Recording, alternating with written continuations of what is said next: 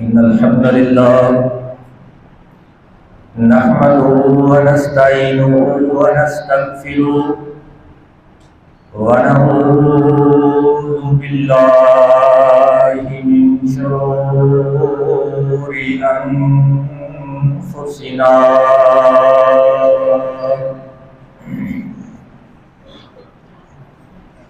ومن سيئات أعمالنا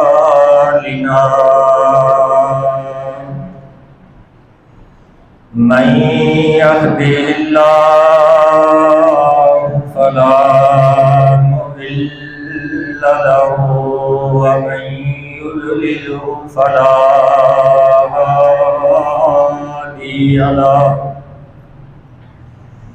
وأشهد أن لا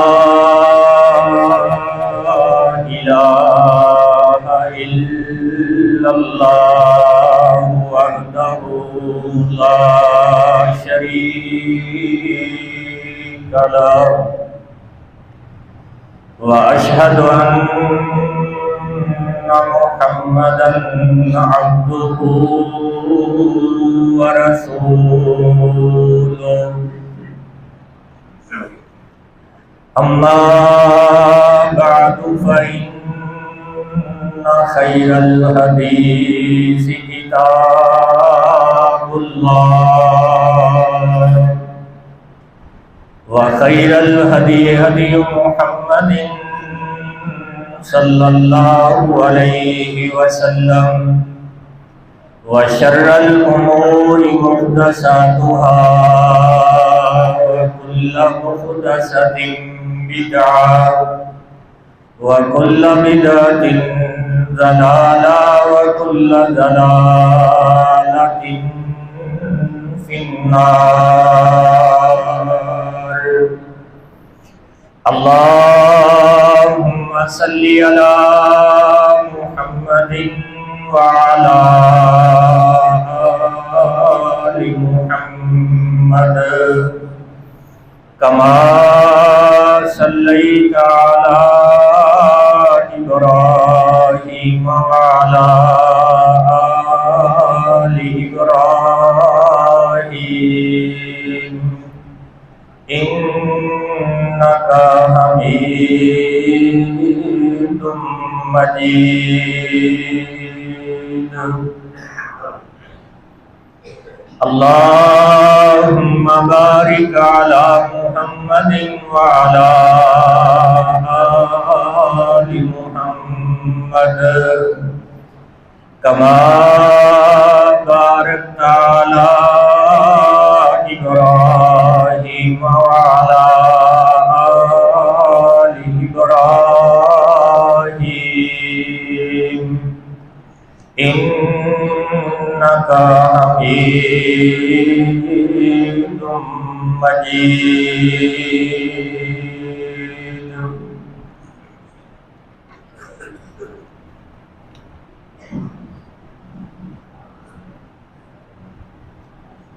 أعوذ بالله السميع العليم من الشيطان الرجيم.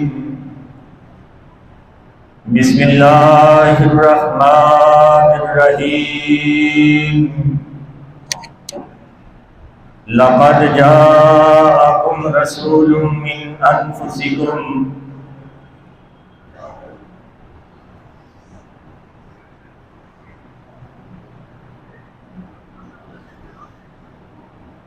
تعریف اس رب دی جو لا تعداد اور لا محدود بلندیوں کا بادشاہ، اس ہی رب کے حضور صدق دل سے دعا گو اللہ امام الانبیاء محمد الرسول اللہ صلی اللہ علیہ وآلہ وسلم کی ذات عالیہ پہ انگنت بے شمار بے حد و حساب درود و سلام نازل فرما. لائق صد احترام بزرگوں، بھائیوں، معززات، روحانی ماؤں اور بہنوں، آج کا خطبہ جمعۃ المبارک گزشتہ خطبہ جمعۃ المبارک سے پیوست ہے۔ آقا گرامی صلی اللہ علیہ وآلہ وسلم آپ سے حقیقی پیار کرنے والا وہ ہے جو آپ کی سنت سے پیار کرتا ہے، آپ کے مشن کو آگے بڑھانے کے لیے کسی بھی قربانی سے دریغ نہیں کرتا۔ اور ذہن میں رکھیے گا، میرا اور آپ کا اختصاص بھی ہے کہ کیا میں اور آپ اقراری مسلمان ہیں یا ہم عملاً مسلمان ہیں۔ میں نے پچھلے خطبہ جمعۃ المبارک میں آپ کی توجہ اس فکر کی طرف دلائی تھی کہ میں اور آپ سارے یہی چاہتے ہیں کہ پاکستان میں اسلام کا نفاذ ہو، اور مجھے یقین ہے انشاءاللہ ایک وقت آئے گا کہ یہاں اسلام کا ہی نفاذ ہوگا۔ شہداء کا خون کبھی میرے اللہ رائے گا نہیں کرتے۔ کتنے شہداء کا خون ہے؟ تو آپ سے پچھلے جمعہ بھی درخواست کی تھی اور پھر وہی الفاظ دہرانے لگا ہوں کہ یہ اسلام آ کر ہی رہے گا انشاءاللہ، تو اپنا حصہ آپ بھی اس میں ڈال لیجئے۔ میں نے کہا تھا کہ ہر بندہ جو اپنے گھر کا سربراہ ہے، اپنے اپنے گھر میں یہ دیکھے گا کہ کس جگہ پہ اللہ کے نبی کی نافرمانی کی جا رہی ہے، اور کون سے وہ کام ہیں جو اللہ کے نبی کے طریقے کے مطابق میرے گھر میں ہو رہے ہیں۔ تو کیا اس ہفتے اپنے اپنے دل میں ذرا سوچئے گا، ایک دن میں 1 گھنٹہ نہیں، کیا آپ نے 1 منٹ بھی اس بات پہ غور کیا اور سوچا ہے؟ اپنا احتساب کر لو کہ ہم اللہ کے نبی سے پیار کتنا کرنے والے ہیں، کہ میرے گھر میں کون سے کام ہیں جو اللہ کے نبی کے طریقے کے مطابق ہو رہے ہیں، اور کون سے ایسے کام ہیں جو اللہ کے نبی کے طریقے کے مطابق نہیں ہو رہے۔ میں نے ان کو اللہ کے نبی کے طریقے کے مطابق چلانا ہے۔ سوچا ہے؟ اگر نہیں سوچا تو بھائیو، لمحہ فکریہ ہے۔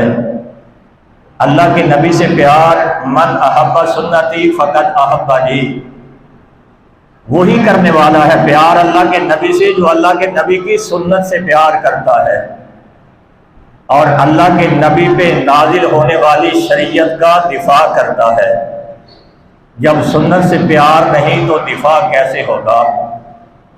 اللہ کے نبی کے صحابی سیدنا براء رضی اللہ تعالی عنہ، مسلمہ کذاب، اس کے سارے حواری ایک باغ میں دھکیل دیے گئے،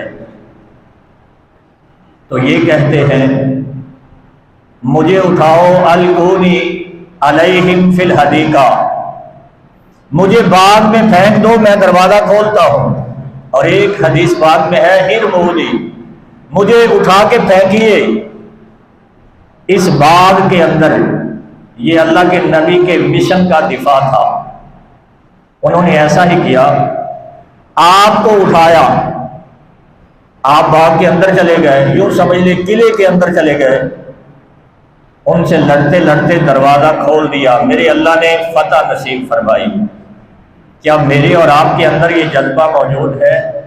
پیار کے دعوے بڑے کرتے ہیں، اپنے دل میں یہ ہمیشہ خیال سموئے پھرتے ہیں کہ ہم سے بڑا اللہ کے نبی سے پیار کرنے والا کوئی نہیں، لیکن عملاً اپنا احتساب خود کر لو کہ ہم کہاں کھڑے ہیں، جبکہ اللہ کے نبی کی فکر اور آپ کا مشن کیا تھا۔ البدایہ والنہایہ میں ہے، اللہ کے نبی جنگل میں گئے، وہاں ایک پہلوان تھا جو رہا کرتا تھا جس کا نام تھا رکانہ، بڑا اکڑا ہوا، فخر ہے، غرور ہے، گھمنڈ ہے، طاقت ہے، زور ہے، مال مویشی ہے، کسی کو کچھ نہ سمجھنے والا، اپنا ڈیرا لگایا ہوا بھیڑ بکریاں پالتا ہے اور گزارا کر رہا ہے۔ اللہ کے نبی کا جب اس سے آمنا سامنا ہوا تو کہنے لگا اگر آپ قریشی نہ ہوتے تو میں آپ کو جان سے مار دیتا، وہ بھی قریشی تھا، اگر آپ قریشی نہ ہوتے تو میں آپ کو مار دیتا۔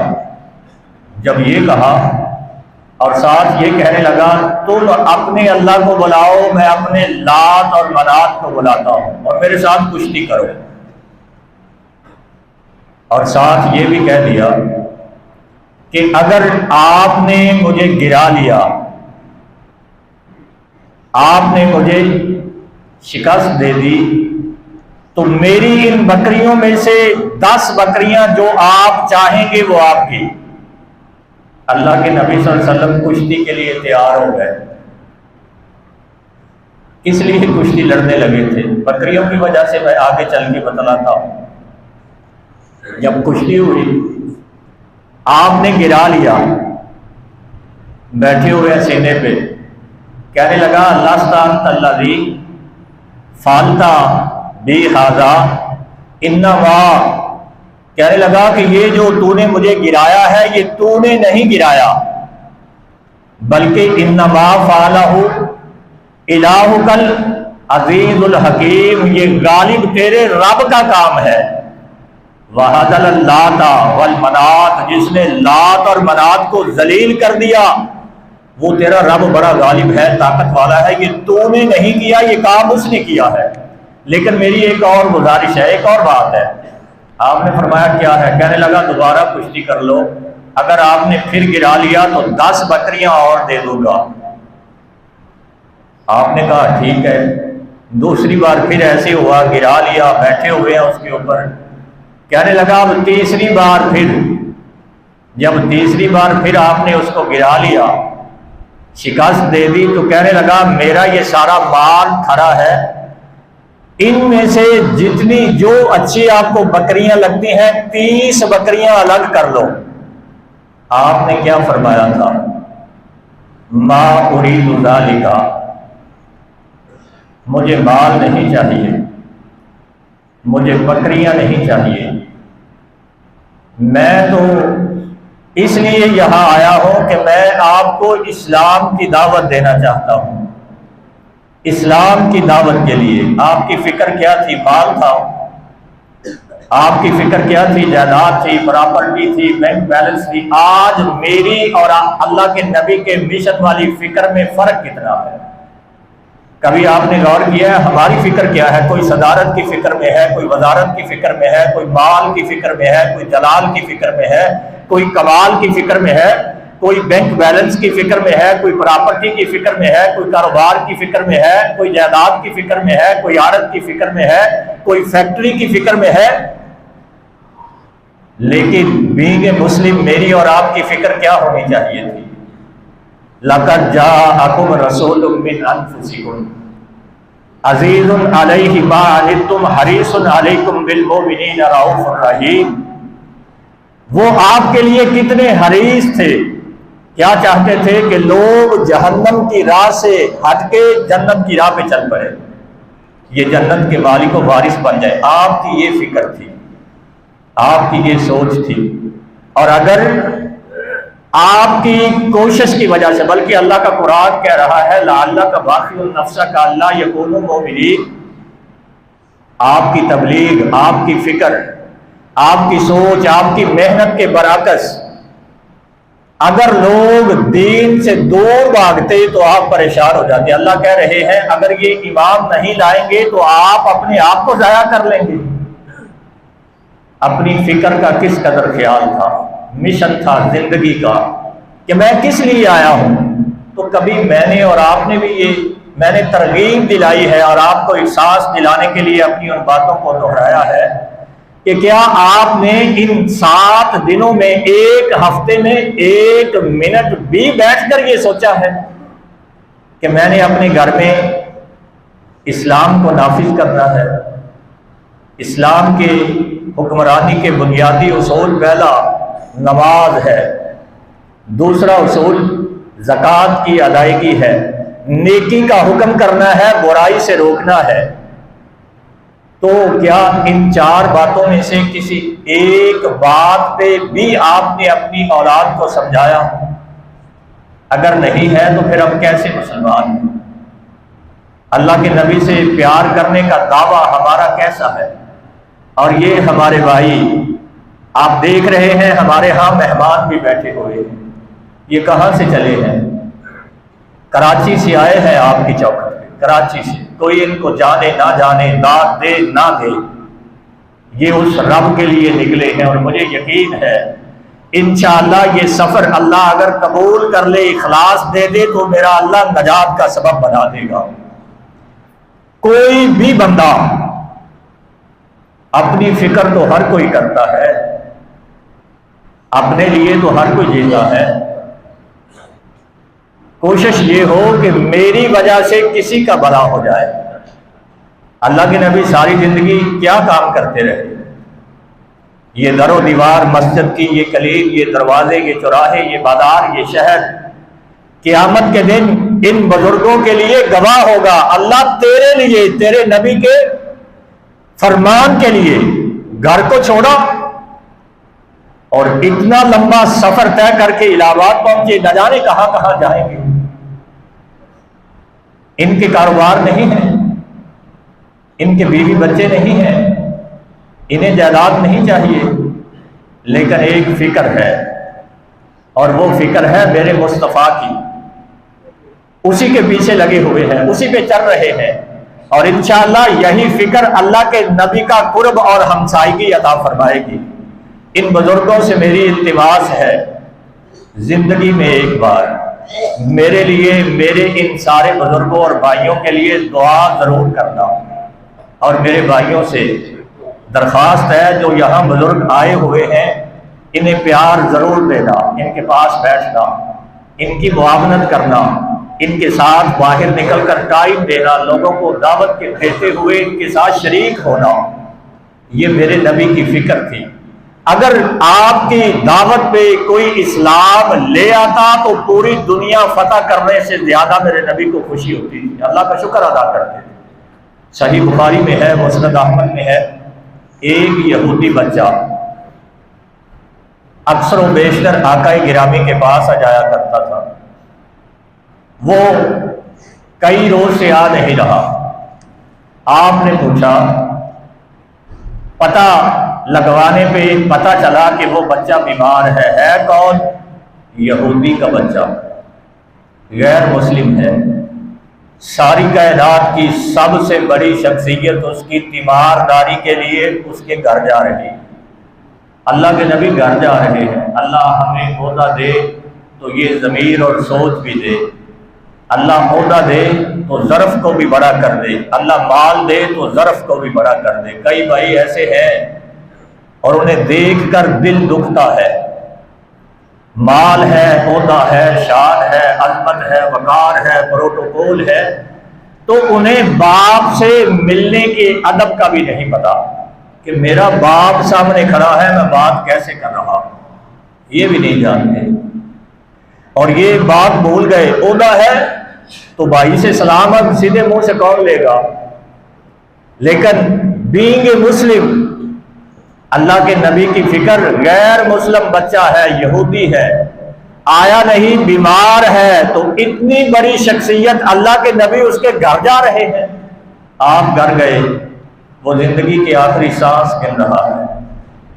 اور اکثر ہمارے معاشرے میں اختلافات اسی وجہ سے ہے کہ عہدہ یہاں ہے اور ظرف یہاں ہے۔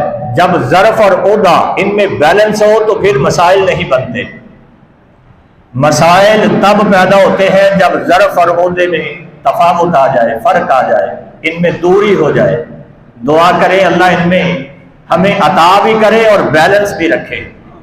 اللہ کے نبی بچوں سے سلام لیا کرتے تھے، گلی میں جاتے ہوئے بچوں کے پاس رک جایا کرتے، سلام بلاتے ہوئے، چھوٹے چھوٹے بچوں۔ آپ یہودی کے گھر گئے، بچہ بیمار پڑا ہوا ہے، اس کو بیماری کی کیفیت میں دیکھ کر کہا لا الہ الا اللہ پڑھ لو۔ بچہ اللہ کے نبی سے پیار کرتا تھا، مرعوب تھا، تو بچہ نہ تھا چھوٹا، اپنے باپ کی طرف جلدی سے دیکھا کہ ابو کیا کہتے ہیں، یہ بھی اس کا پیار تھا۔ جب اس نے اپنے ابو کی طرف دیکھا تو باپ نے کہا اتے ابوالقاسم، مان لو بیٹا بات جو اللہ کے نبی کہہ رہے ہیں ان کی بات کو مان لو، قسمت بننے لگی تھی۔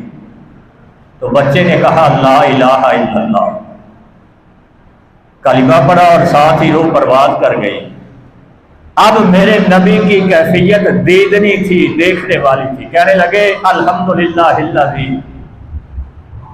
اس ذات کا شکر ہے جس اللہ نے انقذہ بی من النار، جس نے میری وجہ سے اس بچے کو جہنم کی آگ سے بچا لیا۔ اللہ کا شکر ادا کر، میری وجہ سے اس بچے کو جہنم کی آگ سے بچا لیا۔ اور اللہ مجھے اور آپ کو بار بار کہہ رہے ہیں قوا انفسکم واہلیکم نارا، اپنے آپ کو بھی بچاؤ، اپنے گھر والوں کو بھی بچاؤ۔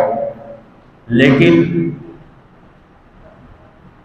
شیطان ہمیں ادھر آنے دے ہی نہیں رہا کہ کم از کم اپنے گھر کی تو فکر کر لے، وہ تو ہماری ذمہ داری ہے۔ کلکم راعٍ وکلکم مسئول عن رعیتہ، یہ سوچ نہیں بڑھ رہی، جبکہ اللہ کے نبی صلی اللہ علیہ وآلہ وسلم طائف میں کیوں گئے تھے؟ کبھی غور کیا ہے طائف میں کیا تھا؟ وہاں باغات ملنے تھے آپ کو، وہاں گاڑی کی آفر تھی، وہاں پہ کوئی عہدہ ملنا تھا آپ کو، وہاں پہ کوئی منصب عطا ہونا تھا آپ کو۔ کیوں گئے تھے؟ 60 کلومیٹر کا سفر ہے، کم و بیش 60 کلومیٹر کا سفر ہے۔ مکہ سے چلے، پیدل چلے، پیدل گئے۔ زید بن حارثہ، ہم اپنے گھر میں جو نہیں کر سکتے، دعوے بڑے کرتے ہیں پیار کے، اور ان کی فکر ہمارے لیے کتنے فکر مند تھے کہ کوئی ایک ہی بچ جائے۔ 60 کلومیٹر کا سفر پیدل طے کیا۔ سیدنا زید بن حارثہ ان کے ساتھ ہے، عبد یلیل سے ملے، حبیب سے ملے، مسعود سے ملے، یہ سردار تھے تینوں وہاں، ثقفی سردار کے بیٹے۔ اور ان میں سے ایک نے یہ کہہ دیا اللہ اکبر، یہ کہا کہ نبی بنانے کے لیے رب کو تو ہی ملا تھا، ساری دنیا کا ضمیر ایک سائڈ پہ میرے مصطفیٰ کی ضمیر کے ایک ذرے کا بھی مقابلہ نہیں کر سکتے۔ ہمیں کوئی بات کر دے تو بستر پہ لگ جائیں گے، ہمیں کوئی بات کر دے تو گوشہ نشینی اختیار کر لیں گے، ہمیں کوئی بات کر دے تو خودکشی پہ اتر آئیں گے۔ ساری کائنات کا ضمیر ایک سائڈ پہ میرے نبی کے ضمیر کے ذرے کا بھی مقابلہ نہیں۔ اس نبی کو کہا جا رہا کہ نبی بنانے کے لیے تو ہی ملا تھا اللہ کو، دونوں نے، باقی نے بھی الگ الگ باتیں کی۔ آپ 10 دن ٹھہرے وہاں، 10 دن کیوں ٹھہرے تھے وہاں؟ شاید کوئی بھی ہدایت کی راہ پہ چل پڑے، شاید کسی کو ہی اللہ جہنم سے بچا لے۔ 10 دن کے بعد جب واپس پلٹے، اوباش گنڈے نوجوانوں کو انہوں نے شہ دی اور پیچھے لگا دیا۔ یوں سمجھیں 3 کلومیٹر تک لمبی لائن لگی ہوئی، 3 کلومیٹر تک اتنی لمبی لائن اوباش گنڈوں کی۔ اور وہ کیا کر رہے تھے؟ تالیاں بجا رہے تھے، گالیاں دے رہے تھے، آوازیں کس رہے تھے۔ اور یہاں بھی بس نہیں، آقا گرامی پہ پتھروں کی بارش کر رہے تھے۔ آپ کا جسم اطہر خون سے لت پت ہے، اور جسم کا کوئی حصہ ایسا باقی نہ تھا جہاں سے خون نہ رس رہا ہو۔ آپ پتھر کھاتے ہوئے عتبہ شیبہ کے باغ کے پاس پہنچے۔ یہ آپ کے قریبی عزیز تھے، باغ میں بنا لی، دیوار کے ساتھ ٹیک لگائی، بیٹھ گئے۔ جب باغ والوں نے دیکھا کہ اس قدر زخمی، نڈھال، پریشان ہے، تو اپنے ایک عیسائی غلام اداس کو بھیجا انگور کا گچھا دے کر کہ جاؤ اللہ کے نبی کو نام لیا، جاؤ جا کر اسے دے کر آؤ۔ یہ گچھا لے کر آیا، یوں اللہ کے نبی کے سامنے کیا نا تو آپ نے بسم اللہ پڑھا اور پکڑ لیا۔ جب بسم اللہ پڑھ کے کھانا شروع کیا تو یہ عیسائی غلام الرحیق المختوم میں مولانا صفی الرحمان رحمہ اللہ نے لکھا ہے، صحیح بخاری میں بھی ہے، دیگر سیرت کی کتابوں میں بھی ہے، کچھ تھوڑے سے الفاظ کے اختلاف کے ساتھ۔ آپ سے جب آپ نے یہ گچھا پکڑا اور بسم اللہ کہا نا تو وہ عیسائی غلام کہتا ہے یہاں کے لوگ ایسے تو کوئی نہیں کہتا جیسے آپ نے کہا ہے۔ تو اللہ کے نبی نے فرمایا آپ کہاں کے رہنے والے ہیں؟ کہنے لگا میں تو نینوا کا رہنے والا ہوں۔ آپ نے فرمایا جہاں میرے بھائی یونس نبی سلام اللہ علیہ تھے۔ کہنے لگا آپ کو کیسے پتا ہے؟ کہنے لگے وہ بھی نبی تھے، میں بھی نبی ہوں، وہ میرے بھائی تھے۔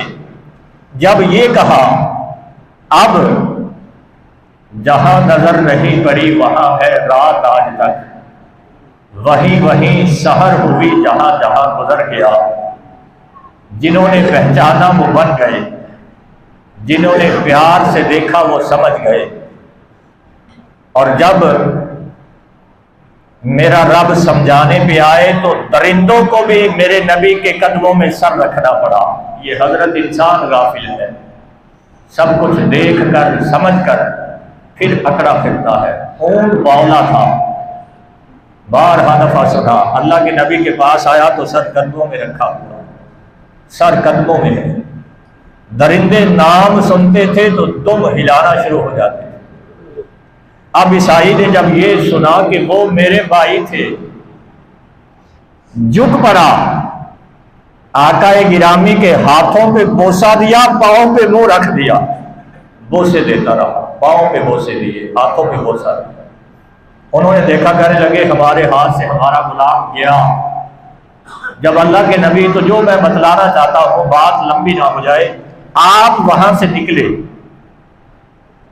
کرن سالم کے پاس پہنچے تو جبرائیل سلام اللہ علیہ آئے، پہاڑوں کا فرشتہ آیا۔ کیا کہتا ہے اللہ کے نبی؟ آپ کے ساتھ یہ طائف والوں نے جو حال کیا ہے، اگر آپ چاہیں تو ان دونوں پہاڑوں کو چکی بنا دیں، ان دونوں پہاڑوں کے درمیان اس آبادی کو ختم کر دیں۔ تو میرے نبی نے کیا کہا تھا؟ آپ کی سوچ کیا تھی؟ آپ کی فکر کیا تھی؟ شاید ان کی اولادوں میں سے ایسے لوگ پیدا ہوں جو ایک رب کی عبادت کریں گے اور اس کے ساتھ کسی کو شریک نہیں ٹھہرائیں گے۔ اللہم اہدی فإنہم، اللہم اہدی القوم فإنہم لا یعلمون۔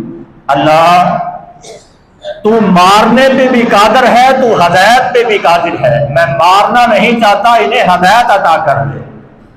کیا فکر تھی کہ کوئی ایک ہی جہنم سے بچ جائے، کوئی ایک ہی بچ جائے۔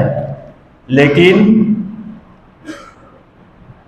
اور آپ پریشان کتنے ہیں، وہاں بیٹھے ہوئے نا، آپ دعا کر رہے تھے اللہم الیک اشکو ذوف قوتی۔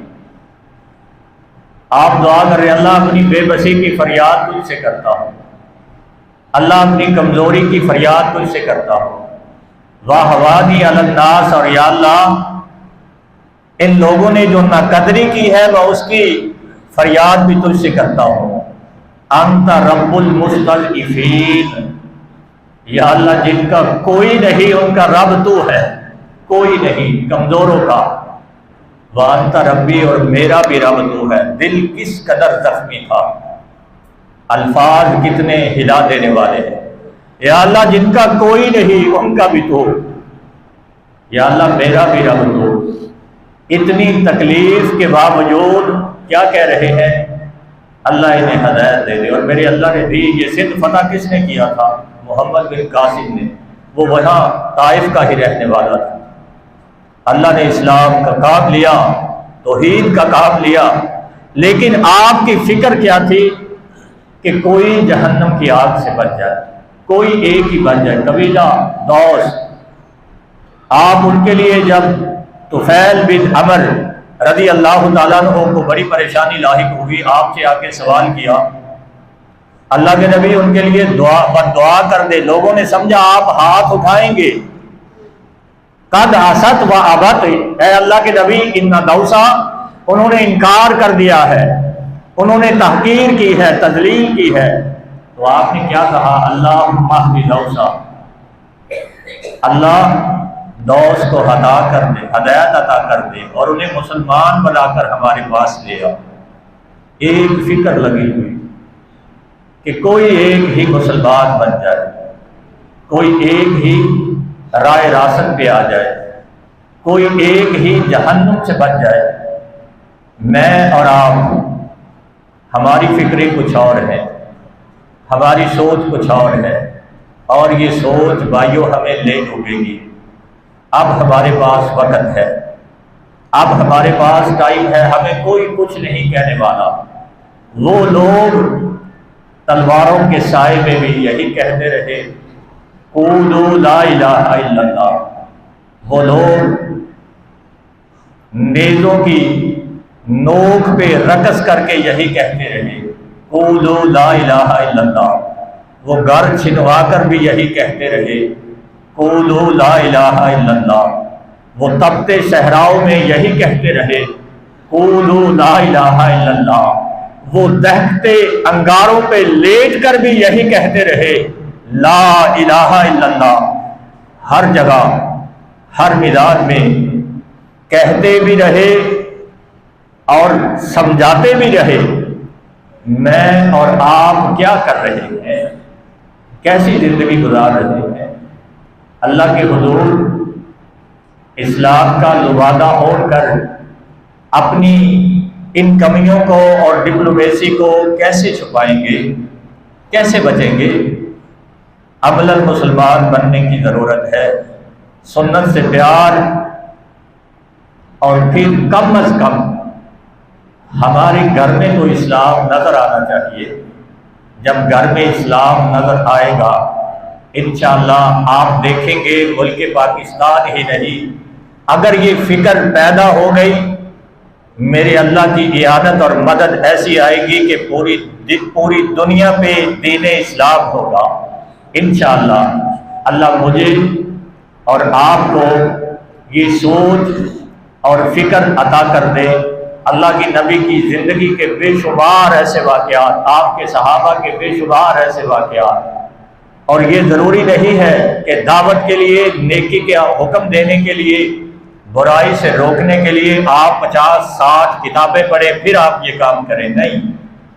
ایک لفظ بھی آپ کو آتا ہے، ایک لفظ کی بھی سمجھ ہے تو بھائیوں اسے پھیلاؤ، اسے عام کرو، اور جسے آپ سمجھتے ہیں کہ یہ سنت ہے اسے سینے سے لگاؤ، اور جسے سمجھتے ہو کہ یہ سنت نہیں اس سے بچو، اور بھائیوں کو بچانے کی کوشش کرو۔ پھر دیکھو آپ کی زندگی میں انقلاب کیسے آتا ہے، اللہ سکون کیسے دیتے ہیں، راحت و آرام کیسے ملتا ہے۔